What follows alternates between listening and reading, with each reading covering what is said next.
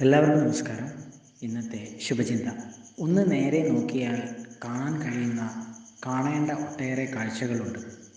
അവിടെ നിന്ന് മുഖം തിരിക്കരുത്.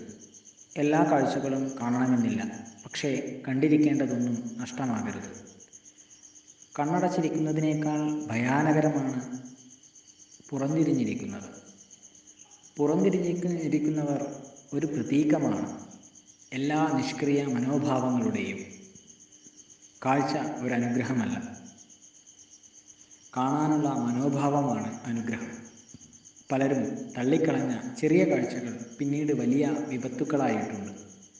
ചിലതൊക്കെ അത്ഭുത കാഴ്ചകളുമായിട്ടുണ്ട്. കണ്ണട വച്ചാൽ കാഴ്ച മാത്രമേ മാറൂ, ഉൾക്കാഴ്ച മാറില്ല.